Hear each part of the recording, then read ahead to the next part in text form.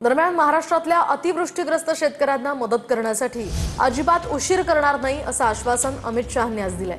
महाराष्ट्र सरकारनं सविस्तर प्रस्ताव पाठवावा असंही यावेळी शहा म्हणाले। तर यावर आराखडा तयार करण्याचं काम सुरू असल्याचं फडणवीसांनी सांगितलं। केंद्र सरकार शेतकऱ्यांच्या पाठीशी असल्याचं शिंदे म्हणाले। तसंच केंद्राकडून लवकरात लवकर मदत मिळणार असल्याचं अजित पवारांनी म्हटलं। महाराष्ट्रातल्या अतिवृष्टीग्रस्त शेतकऱ्यांना मदत देण्यासाठी अजिबात उशीर करणार नाही असं आश्वासन अमित शहा यांनी दिलंय। महाराष्ट्र सरकारनं सविस्तर अहवाल पाठवल्यावर तात्काळ मदत करणार असल्याचंही ते म्हणाले। अहिल्यानगर जिल्ह्यातल्या प्रवरानगरमध्ये विठ्ठलराव विखे पाटलांच्या पुतळ्याचं अनावरण अमित शहा यांच्या हस्ते झालं। या कार्यक्रमात अमित शहा यांनी हे आश्वासन दिलं। कार्यक्रमाच्या सुरुवातीला अजित पवार, एकनाथ शिंदे आणि देवेंद्र फडणवीस यांनी शेतकऱ्यांना मदत देण्याची मागणी केली। या मागणीवर अमित शहा यांनी तात्काळ सकारात्मक प्रतिसाद दिला। काळजी करू नका, आमचं सरकार हे शेतकऱ्याच्या पाठीशी उभा आहे। कालच अजितदादा, मी आणि आमचे एकनाथराव शिंदेजी आम्ही सगळे बसलो आणि शेतकऱ्याला जास्तीत जास्त मदत काय करता येईल या संदर्भातला आराखडा तयार करणं सुरू केलं आहे। आमच्या पाठीशी अमितभाई शहा आहेत। त्यांनी सांगितलं काळजी करू नका, काय लागलं ते केंद्र सरकारच्या माध्यमातून देऊ। कभी भी जब भी पूर्व परिस्थिति होती है, बाढ़ आती है, महाराष्ट्र पे संकट आता है या कोई भी राज्य पे संकट आता है तो आप पूरी ताकत से साथ में खड़े होते हैं। लेकिन इस संकट से उबरने के लिए केंद्र सरकार, आदरणीय मोदी जी और आपकी भी मदद की जरूरत है। हमें सहयोग की आवश्यकता है और जब जब महाराष्ट्र ने मदद मांगी तब तब केंद्र ने खुले हाथों से मदद करने का काम किया है।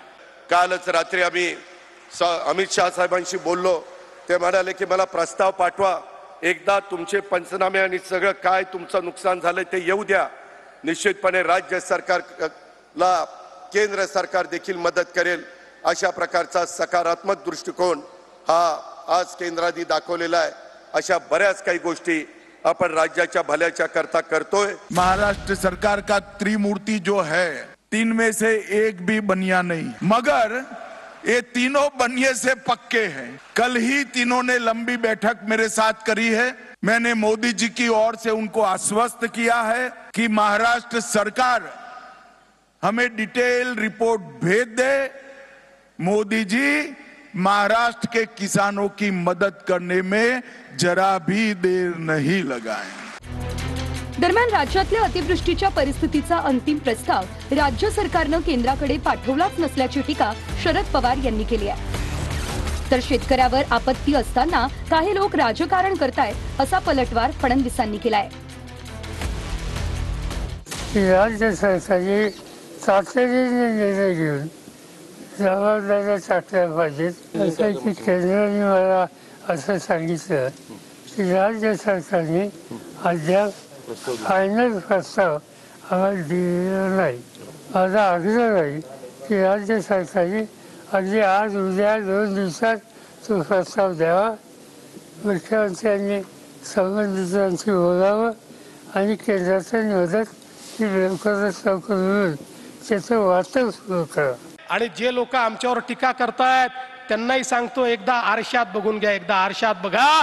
तुम्ही असताना काय तुम्ही केलाय हे तुम्ही एकदा आरशात बघा, त्याच्यानंतर आमच्यावर टीका करा। पण कोणी किती टीका केली तरी आम्ही परवा करणारे लोक नाही आहोत, कारण आम्हाला या ठिकाणी खुर्च्या तोडण्याकरता लोकांनी पाठवलेलं नाही, शेतकऱ्याची सेवा करण्याकरता पाठवलं।